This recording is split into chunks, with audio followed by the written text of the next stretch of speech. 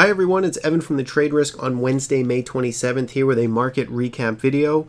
We're going to look at the market indices, we're going to look at other major markets, and then get into some individual names, some leading sectors, and then some trade ideas for the rest of the week. So we'll kick it off with the SPY ETF.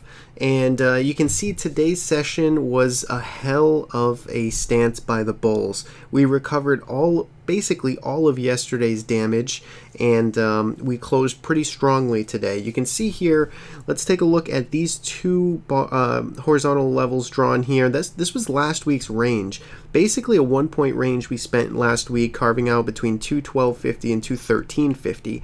And we came in pretty primed into this week, pretty primed for a move in one, either direction. And we saw yesterday that move was to the downside. We snapped the support that was holding last week, and we really broke pretty violently back down into this previous messy range that we've been in for a lot of this year, back below 212 most importantly. But today the market is doing what it tends to do best here in recent years, and that is not to see follow through on the downside. We get violent moves in one direction, but then we don't see that follow through action. So today we snapped back hard. We recovered virtually all of yesterday's damage, and we're finding a little bit of resistance here right where the previous support was, between 212.50, 213, that general area. I think for me, I really want to see this market stay above 212 to remain constructive. I want to see it hold above this breakout level that going back to from March of earlier this year, and I think that'll be very important. So I like the close today.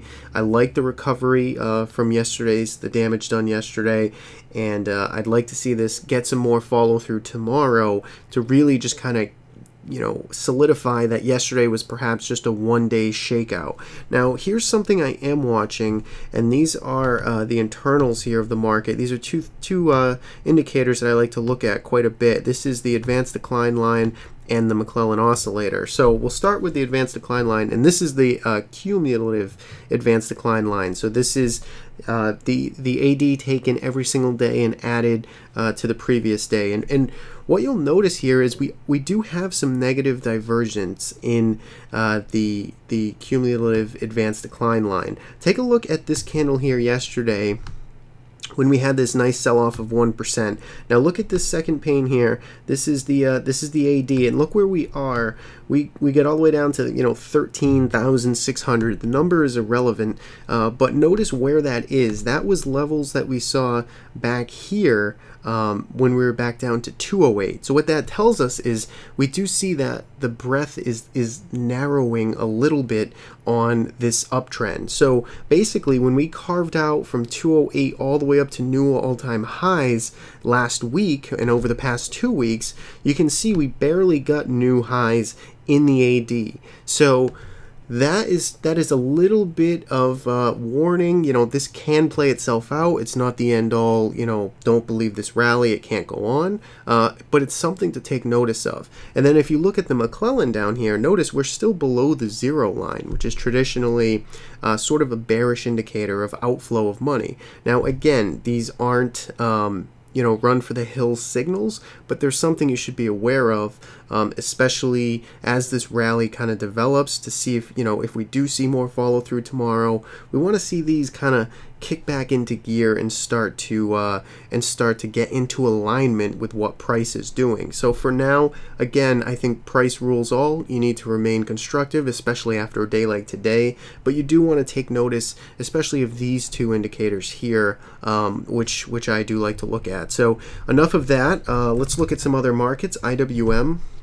We'll start there. Again, a nice snapback today, up 1.25%. Still stuck in a messy range, in my opinion. I'd say, 120 to 126, that's just a large range to have on watch. We could be in this range for quite some time. We're stuck, in the top half of it, but still nearly in the middle of it. So it just needs more time here.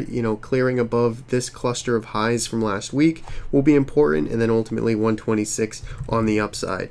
Now, as far as the Qs, they had a really impressive session today, up 1.6%. So they are almost back to new. Actually, this is a new closing high here, relatively speaking here on the Qs. So really bullish action here. This is why it's just real tough to be bearish, even if there are some conflicting signals underneath the hood. So let's look at some other markets. TLT. Nice bounce is continuing off of this mattress of support we identified here, 118 to 119 zone. That's still holding. That's a good target to now trade against. I think 126 is a level on the upside now that perhaps price would want to bounce to. May not happen immediately. Could take some zigzagging, but that could ultimately be a bounce target for this rally in the near term. USO. Under some pressure here, back below the key $20 level, and it's now kind of snapping what this rising short-term trend line was in place here, back down from $16 all the way up to about $20. It snapped it, so it's, you know, looks like it needs a little time here. It's digesting a little bit of its move. It had a nice move off of these lows. Let's see what happens. Ultimately, it just looks like it needs a little more time there. UNG, this is natural gas. This one coming off a little bit. And again, this is off the back of an accelerated strength in the dollar. As the dollar gains in value, these tend to feel a little bit of pressure. So natural gas again kind of coming back into support here, had a nice rally, found resistance at $15 where you would expect it to. Now it's cooling off a little bit. Let's see if it can hold on to 13, make another run at 15. Maybe it'll break out there. That'd be a great breakout setup I'd be on watch for. So not too much here for me. So we'll need to see how that acts in the coming weeks. Gold, same thing, pressure. It had a big gap down to start the week, and now it's kind of hanging out here in this mess. Silver, along the same lines, strong run all the way up to 1690 resistance. Now pulling back, it's near some a level of interest, at least around $16. Needs some more time there, but that's under pressure as well. Now, the strength in the market today, SMH. The semiconductors were on fire today, a couple of names in particular, but this sector with a huge expansion bar to the upside now. Take a look at the weekly chart. You can see we are just in this monster uptrend ever since, you know, 2013, arguably even lower than that, but you know, from this smooth uptrend starting down from 2013, it's continuing. New highs here. This one looks good. This is where a lot of your leadership was. A lot of names that were breaking out. XLV continues to look good as well. This is the healthcare ETF. Had a little bit of a pullback. Now it's marching back up almost to these highs here from last week, so keep that one on watch. And technology, XLK, this one was performing today. So there were a lot of names, sectors firing on all cylinders today. XLE was not one of them. This was pretty much the dog of the group, which is still, you know, barely flat, but this one looks like it needs more time as well. So that's where some of the leadership was, some of the laggards were. Let's look at some individual names. Apple, this had a nice recovery. Yesterday's session was a nice shakeout. There was a lot of enthusiasm there with the Apple bulls, it seemed, and it looked like keeping them honest yesterday was something that was underway, because a lot of frustrated bulls, I think, yesterday with this candle here. We had a nice recovery today, up 2%, and ultimately it's just an inside day from yesterday's action. So keep Apple on watch. Let's see which way this ends up breaking. Inside day tends to keep you on watch to see which way things will ultimately break. I think 133 resistance is something that a lot of people will be watching. Now Google looks pretty primed as well. Google is in a messy longer term range, but I think you know, above 556 or so, you could get a little bit of a short term momentum boost in this one. Again, it's still in choppy territory, but you know, that one could be interesting. I think there's cleaner plays out there than Google. Facebook had a nice move today as well, up 1.5%. Needs to get back above this $81 level that I've, you know, been pounding into the table here. So, you know, it looks like we had a nice thrust from 77 up to 81. Nice flag developed. Let's see if there's some follow through tomorrow. Punch us back above $81. Get outside of all of this chop here from the past 6 months, and Facebook starts to look interesting again. Twitter. not such a bullish day for Twitter. Again, still just struggling to find its footing here. It was, down to the lower 36s earlier in the session, so it had a nice, recovery relative to that, but ultimately it just can't find traction whatsoever. Fast moving averages are still racing down, huge impulse to the downside, and then you're just seeing basically just still a grind lower, which is absolutely not what you want to see. So going to need perhaps some news events, something here to maybe turn this momentum around. Otherwise, you just need a lot more time or some type of catalyst to change the sentiment there. Netflix, new all-time highs. This thing's a monster. Continues to ride up on this 8 exponential moving average. Still looks good. I mean, it's just a chase. It's a chase play. It's just moving. It's extended, so it's tough to do much with it. I mean, if you're on board, you can continue to trail it, but Netflix just continues to look good. And today, I mean, depending on how active you are, could be a new buy signal for you as well on this top level momentum, breaking above, closing above last week's highs, new all-time highs. So Netflix there looks pretty good.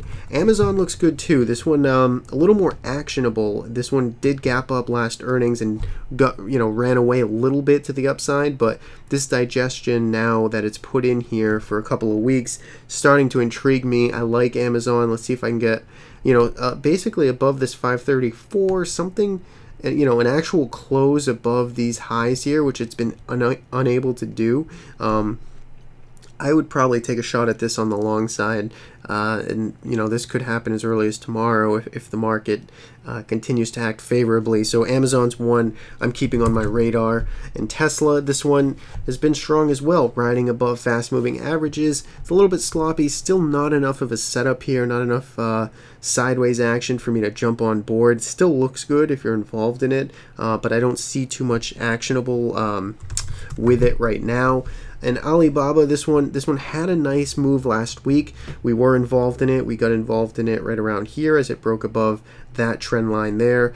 We sold. I'm out of all of it now. We sold, around $94, and then yesterday we got rid of the rest. So I am flat on this one. Still looks good. Closed flat on the day. It's still above the fast-moving averages. So a couple of days of sideways. Maybe tomorrow we see some follow through to the upside. So this one could get going at any time now. The momentum is definitely shifted back to the upside. You still have a little bit of an open gap. So Alibaba looks to be in play there on the long side again. And then GoPro. Here's a name that looks good as well more recently. 54.50. It's finding resistance right under this $55 level, which has acted as a level of significance in the past. So it cooled off a little bit. It was down slightly on the day. Wouldn't make too much of it. Had a nice tail of some buyers stepping up at those lower $52 levels. So let's see, another day of sideways or two, and then another run on 54 could be a nice setup in the future. So keep that one on watch. And now some names to have, all long names to have on your radar. SNDK, this one had a nice move today. It could be a nice day one move. It's been beaten up in the past year or so with a series of gap downs, consecutive gap downs. It did put in a nice base here for about a month and a half or so, and it had a nice expansion breakout bar to the upside on 4% up day. So I'll take it. This one looks good. Let's see if there's some follow through there. Obviously you get this big gap as a target, so that one's an interesting one for the rest of the week. BOX box, this one has been sleeping for a while now. IPO'd back earlier this year, and then it's basically pushed to the downside, found support around $16, and then it's just been kind of grinding along $16. So this one could be interesting as well. The pattern is the pattern's interesting. Still a lot of supply right around this $18 level or so, but this could be a nice little day one move in box, so keep that one on watch. ULTA, this one had a good day today as well. It's back to the top end of this range. Might still need a little more follow through here, but I do like the close. It's had a nice run here for a couple of years now, so keep this one on watch for upside follow through tomorrow. And what else? TERP, this one Carved out. So this is a recent IPO, I believe. Yes, this one IPO'd mid 2014. Broke above this $35 level earlier this year, and then had a nice push all the way up to 42. Came down. It based right around this 38.50 level, and now it's starting to lift again. So these previous all-time highs could be the target here if this uptrend resumes back. I like the action today. This one could continue. And finally, CLVS. This is a biotech name, up almost 2% today. Had a nice run. If you zoom out here, you can see it's come a pretty long way here for just 2015, starting at $45. Already had a double this year, but momentum could easily return in this if it sees a little more follow through. This $93 level has been an interesting level here over the past week. You can see the topping tails there. It was resistance back here in April, beginning of April and end of April. So now that we're back above it, this one could be back in motion. So it's one to have on your radar as well. And that's all I have for today. I hope you enjoyed. And as always, thanks for watching. If you're not subscribed to the channel, please do. Bottom right hand corner of the YouTube page. It's free. And I'll catch you next time.